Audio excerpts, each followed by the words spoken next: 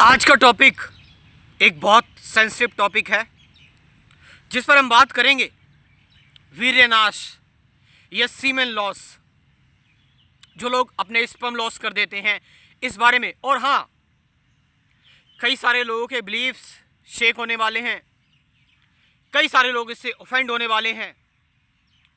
जो पुराने पुराने बाबाओं को सुनते हैं, जो पुराने पुराने लोगों को सुनते हैं, उनकी बात मानते हैं कई सारा युवा वर्ग। और सच बताऊं तो सच तो सामने लाना पड़ेगा।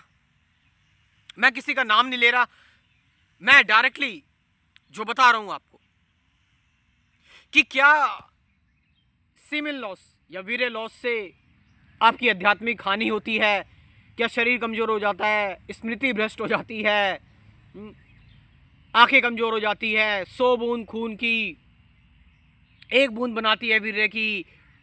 ये सारी चीजें हम अक्सर सुनते हैं अपने बाबाओं से। और ये चीज इतनी खतरनाक है कि जिसका कोई जवाब नहीं है। ये इतना बड़ा मिथ जो ऑफ कोर्स सेक्स एजुकेशन की सबसे ज़्यादा कमी और हमारा ब्लाइंड बिलीफ है ना, और या पुरानी बातों को बहुत ज़्यादा सीरियसली ले लेना।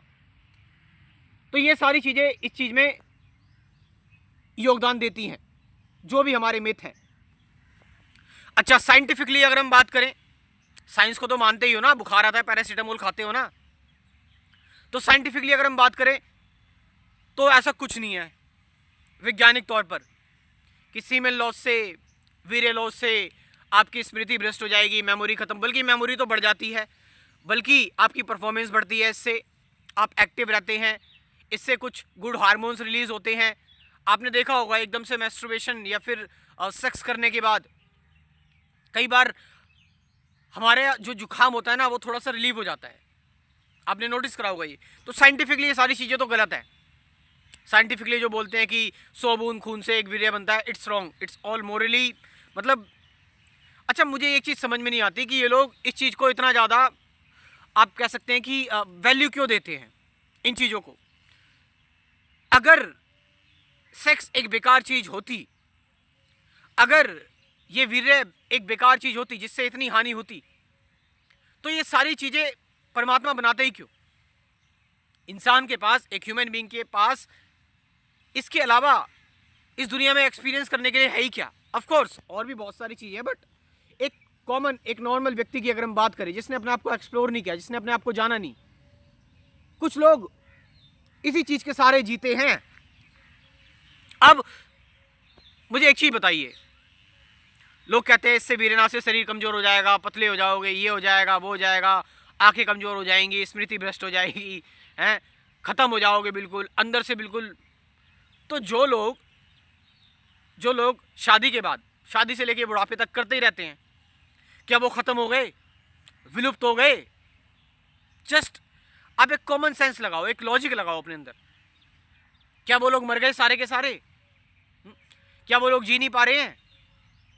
क्या आध्यात्मिक लोगों ने, लाइक रामकृष्ण परमहंस, पुंजा पापा जी, निसर्गदत्ता महाराज और भी बहुत सारे लोग हैं, क्या उन्होंने शादी करने के बाद उनका जो स्पिरिचुअल सिग्निफिकेंस था वो खत्म हो गया? क्या आध्यात्मिक उनकी हानि हुई है? नहीं, ऐसा नहीं है। अब इस चीज को समझो थोड़ा सा। और देखो, सेक्रेट चाहे कोई सी भी चीज हो, अगर उसमें कुछ ऐसा बताया जा रहा है जो कि ठीक नहीं है, हमें उस चीज को देखना चाहिए। ब्लाइंडली बिलीव नहीं करना चाहिए कि कोई बहुत उच्च कोटि का संत या व्यक्ति बैठा है और ऐसी बात बता रहा है तो हमें उसकी बात को ब्लाइंडली मान लेना चाहिए, नहीं। हाँ, किसी चीज को अगर आप बहुत ज्यादा करोगे, बहुत जबरदस्ती से करोगे, तो भी कोई ऐसा नहीं होता, तो उस पार्ट पर दिक्कत आ सकती है। आपको इचिंग की प्रॉब्लम हो सकती है, आपको इरिटेशन हो सकती है, उस पार्ट पर आपको जो है वो प्रॉब्लम, दिक्कतें हो सकती है, थोड़ा सा कंपल्सिव बिहेवियर हो सकता है, साइकोलॉजिकली आपको अफेक्ट करे, बट एक्चुअली फिजिकली इसका कोई, आप कह सकते हैं, नुकसान नहीं है। आप समझ रहे हैं? अगर आपकी लाइफ इससे अफेक्ट नहीं हो रही है, और लाइफ किससे अफेक्ट होती है? इससे रिलेटेड गिल्ट से। आपको जो इसके बारे में सारी बातें बताई हुई है, अरे यार ये बहुत नेचुरल है। आप जैसे टॉयलेट जाते हो, आप जैसे जो है वो पोटी के लिए जाते हो, आप जैसे खाना खाते हो, इट्स वेरी बेसिक चीज़ है ये। तो हाँ, इससे ये हो सकता है कि भाई आपके जीवन में सेल्फ कंट्रोल आए कि भाई हाँ, मैं ये सारी चीज़ें नहीं कर रहा, मैं ये लॉस नहीं कर रहा, हालांकि ये लॉस नहीं है। तो आपके जीवन में एक सेल्फ कंट्रोल आए और आपको एक साइकोलॉजिकल बेनिफिट मिले कि हाँ भाई मेरे जीवन में एक सेल्फ कंट्रोल आया है। और ये अब फिजिकल बेनिफिट नहीं है, इट्स साइकोलॉजिकल। आप समझ रहे हैं? तो हमें जो सही है उसका जिक्र करना चाहिए। ऑफ कोर्स अगर मैं इसके अगेंस्ट वीडियो बनाता तो मुझे बहुत सारे लोग सराहना देते, और अगर मैं जो लोग ऐसी बातें करते उनकी चरण वंदना करता तो मुझे और भी व्यूज़ मिलते इस चीज़ को लेकर। बट मैं ट्रुथ के साथ समझौता नहीं कर सकता, सच के साथ समझौता नहीं कर सकता। इससे कोई भी स्पिरिचुअल हानि नहीं होती है। मतलब इस चीज़ की भी एक हद होती है कि हम कितना मिथ फैलाएं, और कौन सा मिथ फैलाएं जिससे सिर्फ और सिर्फ मेरा फ़ायदा हुआ है तो चलो ठीक है, सभी लोगों का मैं को अपने एक्सपीरियंस के बारे में बता रहा हूं और सबके साथ ऐसा ही होगा। नो, हर किसी का शरीर डिफरेंट है, हर किसी की बॉडी डिफरेंट है। और स्पिरिचुअलिटी के बारे में तो कितनी खास बात कही जाती है कि तुम अपना शरीर हो ही नहीं, तुम ये मन हो ही नहीं। अष्टावक्र गीता पढ़ो। तो शरीर से रिलेटेड और मन से रिलेटेड चीज़ों को हमें इतनी वैल्यू नहीं देनी चाहिए। ठीक है, हो रहा है तो हो रहा है, नहीं हो रहा तो नहीं हो रहा है, बट इसको लेकर मिथ क्यों फैलाना? मुझे पता है, अभी भी मुझे याद है कि मैंने एक 9th क्लास में एक मैंने किताब पढ़ी। उस किताब में मैंने पढ़ा कि भाई सपन दोष हो जाता है और वीर्य लॉस से एक व्यक्ति कमज़ोर हो जाता है, उसके अंदर डिप्रेशन आ जाता है, फिर उसके पास कोई चारा नहीं बचता, फिर वो सुसाइड कर लेता है। अब मैं बच्चा 8th 9th क्लास में पढ़ी थी शायद ये किताब। अब मैंने इस चीज़ पर बिलीव कर लिया। अब सिंपल सी बात है भाई, नेचुरली नाइटफॉल तो होगा, नेचुरली आपके अंदर ये सारी भावनाएं तो आएंगी और आप जो है वो वीर्य निकालते हैं, जैसे कि सब यंग एज में लोग करते हैं। और जो लोग इस चीज़ का विरोध करते हैं ना, वो भी करते हैं। तो मैंने भी ये चीज़ पढ़ ली। अब मैं जब मैं मेरा सीमेन लॉस हो या फिर नाइटफॉल हो तो मैं नेगेटिव सोचने लगूँ कि मेरा शरीर ख़त्म हो रहा है, मेरा शरीर कमज़ोर हो रहा है, मुझे भूख नहीं लग रही, अपने आप से सोचने लग रहा हूँ। और इसका कॉस्ट पता है क्या हुआ? इस गिल्ट की वजह से, इस गिल्ट की वजह से ये साइकोलॉजिकल चीज़ें सच में मेरे साथ होने लगी। And I got tuberculosis. Yes, I got tuberculosis. मुझे 6 रोग हो गया था इससे।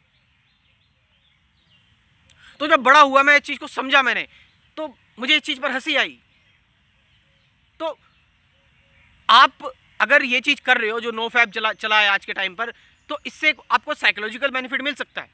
लेकिन कुछ लोग जो है वो इसको लेकर जो गिल्ट में जाते हैं, जो लोग कि भाई मेरे से ये सारी चीज़ें हो गई, मेरा स्वपन दोष हो गया, मेरे को मैस्टरबेशन हो गया, या फिर मैंने कर दिया, और इससे अब उनको जो गिल्ट वाली फीलिंग आई है, जो कि सोसाइटी की देन है, जो लोगों की देन है, जो पुराना ट्रेडिशनल देन है हमारी, इससे हम गिल्ट में चले जाते हैं और इसी से ही सारी परेशानियां हो रही हैं। लेकिन अगर देखा जाए तो ये चीज़ें नेचुरल हैं, और इन चीज़ को बहुत ज़्यादा हमने फेस वैल्यू पर दे दिया तो ये चीज़ें और भी ज़्यादा हमें हानिकारक लगने लगती है। हम इन चीज़ के बारे में और ज़्यादा सोचने लगते हैं। जस्ट नेचुरल थिंग कि भाई ज़्यादा हमारे अंदर अर्जिश आ रही है तो हमने इस चीज़ को फ्लो कर दिया, बहा दिया, और नहीं करोगे तो नाइटफॉल के रूप में निकल जाएगा, स्वपन दोष के रूप में निकल जाएगा वो। बट इस चीज़ से जोड़ लेना कि ये स्पिरिचुअली हानिकारक है, ऐसा कुछ नहीं है। अगर आपकी इंटेंशन प्योर है, अगर आपकी भावनाएं प्योर हैं, तो इसमें कोई बुराई नहीं है। आप समझ रहे इस चीज़ को? तो ये प्योर नेचुरल चीज़ है। हाँ, आप किसी के साथ कुछ गलत नहीं कर रहे, आप किसी को इमेजिन नहीं कर रहे, आप जो है वो ठीक है, आप नेचुरली जो आपके अंदर अर्जिश आ रही हैं और आप एक ऐसे तरीके से जिससे कि आप किसी को परेशानी नहीं दे रहे, यू कैन डू इट। कोई नुकसान नहीं होता, इससे कोई हानि नहीं होती, ना ही स्पिरिचुअली, ना ही मेंटली, ना ही फिजिकली, किसी भी तरह से। साइंटिफिकली भी प्रूवन है और स्पिरिचुअली मैंने आपको बता दिया, आध्यात्मिक तौर पर भी इसकी कोई हानि नहीं होती। अध्यात्म का सबसे बड़ा पड़ाव है ध्यान, मेडिटेशन।